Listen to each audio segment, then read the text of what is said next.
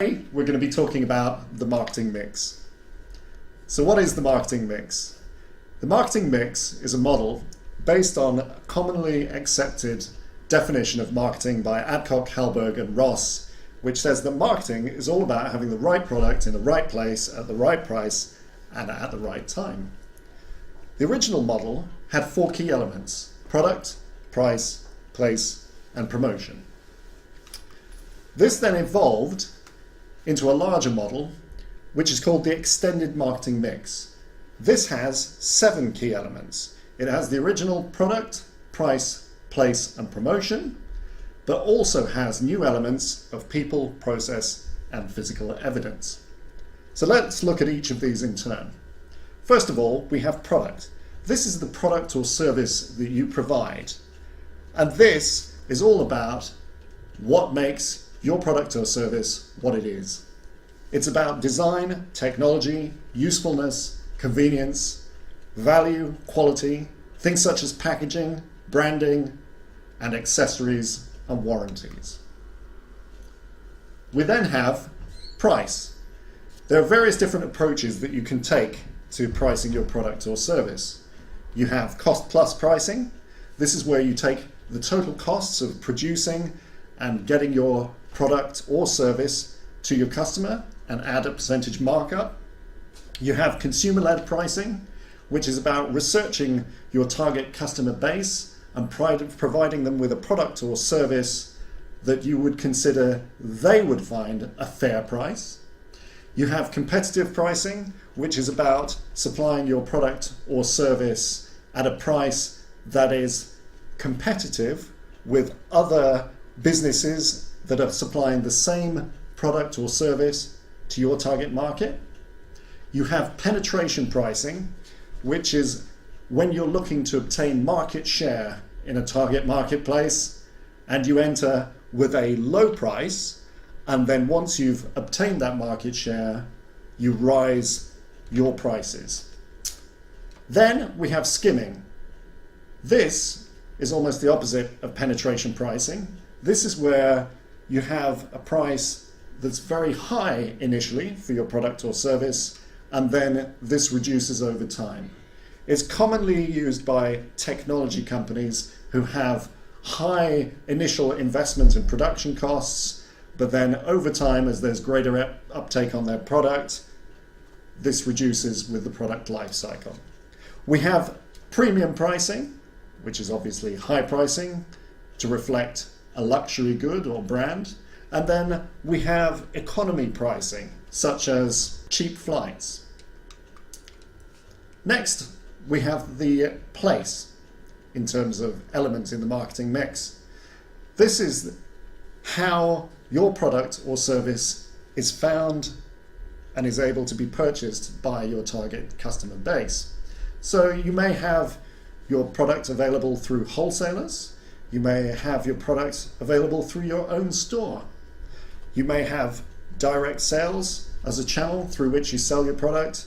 You may have online sales, things such as party plans, or make use of mail order. The next element looks at promotion. This is all about how the customer finds out about your product. It's about advertising. It's about public relations. It's about sponsorship, things like sales promotion, personal selling, direct mail, digital content, and social media. Then we have people. These are the people who are involved in selling and supporting your product or service to the customer. It's about advice and sales support. It's about customer service. It's about after-sales backup. We then have process. This is all about looking at how everything fits together, how your product or service actually gets to the customer and how successful those processes are managed. This is where you can look at quality assurance and quality management. Then we have physical evidence. This is all about the evidence that proves that your marketing is successful and that your product and service is definitely out there and doing what it should. This is about packaging, paperwork, things like invoices, tickets, dispatch notes.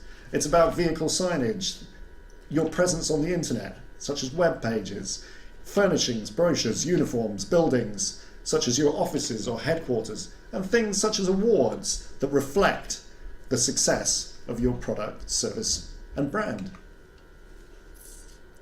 Okay, so there we have it, an overview of the extended marketing mix. But how's this actually used in the real world? Well, let's look at a major global brand. McDonald's, well known everywhere. Here we have how the marketing mix looks for McDonald's. They have their products, obviously the core foremost one among them being the hamburger, but they don't just do a hamburger, they do a range of options with their hamburger. They do chicken burgers, and as markets evolve, where we've got things such as consumers now who are looking for more responsibly sourced meat, more ethically packaged goods, and more healthier options, McDonald's have also adapted their products to match. Pricing. McDonald's, obviously, with their range of products that they have different prices. They also work internationally, so they work with multiple currencies, and they will have different pricing for the different countries that they deal with. And they will work to probably a range of different pricing models. Placement. You can obviously find McDonald's burgers in their McDonald's restaurants, so they have a clear place you can buy their product or service. You can also look at information on them on the internet. In terms of promotion, McDonald's have a range of different means with which they communicate about their product and service to their potential customer, and they gear them to different target markets. We have the standardized promotion, so things like their McDonald's arches, we have the logos on their clothes, clearly evidenced in the different restaurants that they have. You can see them on the internet and find information about the company there.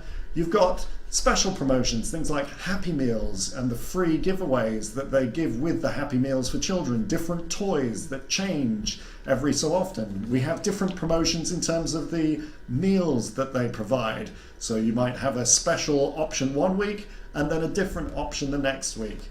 They also advertise free Wi-Fi within their restaurants for business customers or customers who would like to access the internet while they're there. So they have a balance of different promotions to suit the needs of their different target markets. Okay, so the next element that we look at is people. McDonald's have lots of different people involved in the organization who are helping to get their product or service to market. These include management, administration staff, and frontline customer service and sales staff. The next element is process, and McDonald's are a market leader at process engineering. They make sure that they have processes for producing their product, the hamburger. They make sure that they have processes that make it easy for the customer to get access to the food in the way they want. They are a fast food industry, and with having things such as the fast drive-through section, that helps their customer get food quickly. They also have ways of making payments faster as well for the customer, such as contactless, which they have introduced at most of their branches. So overall, they are extremely focused on efficient processes. So the next thing that we've got is physical evidence, and it's clear that McDonald's are extremely successful in terms of getting their products and service to market. We can clearly see that through the restaurants that they have, through the people that serve in those restaurants with the clear branding on their clothes. We can see that they've been successful by the fact that their organization is global, by the fact it's used in business case studies, and also by the fact that there is actually a Big Mac index by which the cost of living in different countries is judged by the cost of a Big Mac in those countries. So there we have it. That looks at the application of the 7 Ps as to how they're used in the real world with a global market leader. So what are the key applications? Well, the key applications in terms of the 7 Ps are generally for strategic planning. So this is where you're looking at introducing a new product or service, or maybe you're a business that's looking to get into a new marketplace. You use it so that you can analyze what product or service is needed, how you fit into that marketplace, what sort of place should you be promoting your product or service in, how should you be getting it to the customer. If you look at all of the individual elements of the marketing mix, this helps define your strategy in a much more successful way.